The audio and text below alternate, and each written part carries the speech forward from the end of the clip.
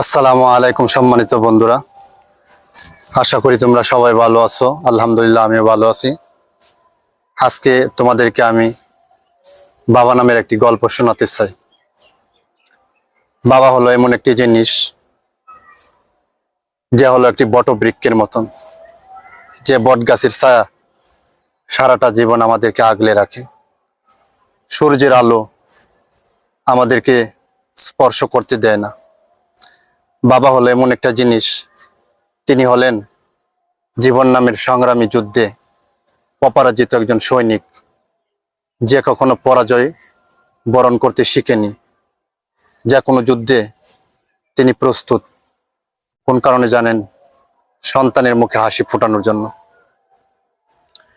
যখন একটা বাবা জানতে পায় যে সে সন্তানের বাবা হবে, তখন সে আলাদাভাবে চিন্তা করতে থাকে যে আমি সন্তানের বাবা হব, আমার সন্তানের জন্য অনেক কিছু করব।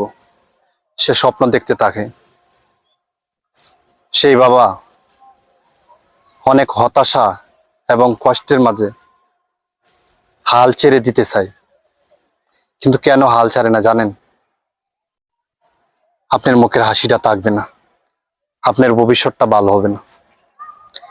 এই সন্তানের ভালো চেয়ে বাবা বারবার ব্যর্থতা থেকে সে এগিয়ে যায়। তার হাড় ভাঙা পরিশ্রম দিয়ে সে সংসারের হাল, সন্তানের মুখের হাসিকে ধরে রাখে। আজ বুঝি, যখন আমি ছোট ছিলাম, কৈশোর বয়সে ছিলাম, তখন বাবার কাছে অনেক আপত্তি করতাম যে আমার এই লাগবে সেই লাগবে, কিন্তু আমরা বুঝতাম না যে দায়িত্ব পালন করতে যে কতটুকু কষ্ট লাগে। কিন্তু আজ বুঝি, যখন আমি সন্তানের বাবা হয়েছি, দুইটা সন্তানের খরচ বহন করতে পারি না।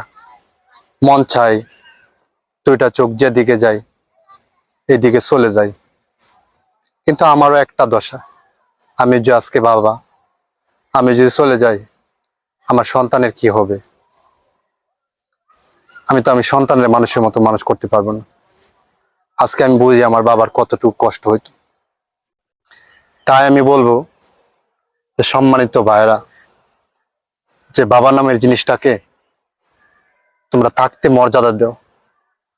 বাবাকে একটু ভালোবাসতে শিখো।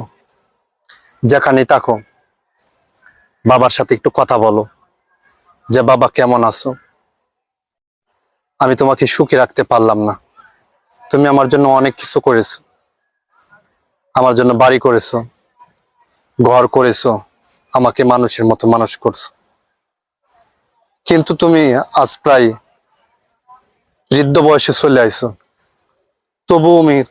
তবু তুমি আমার চিন্তা করো আমি কিভাবে ভালো থাকতে পারবো। তুমি এতটুকু আশা করো যে আমাকে যদি ভালো দেখে যাইতে পারো তোমার মরণের সুখ হবে। কিন্তু বাবা, আমি তোমার জন্য কিছু করতে পারলাম না। বাবা, তোমাকে হাজারো সালাম। তুমি সারা জীবন ভালো থাকো, তুমি সারা জীবন আমার হৃদয়ে থাকো। তোমাকে হারানোর ব্যথা আমি সহ্য করতে পারবো না। তাই বাবা, তোমাকে যেন আল্লাহ তাআলা আমার আগে এই দুনিয়া থেকে না নেই, আমি আল্লাহর কাছে এই দোয়া করি। তাই আপনাদেরকে বলবো, বাবাকে শ্রদ্ধা করতে শিখুন, বাবাকে ভালোবাসতে শিখুন।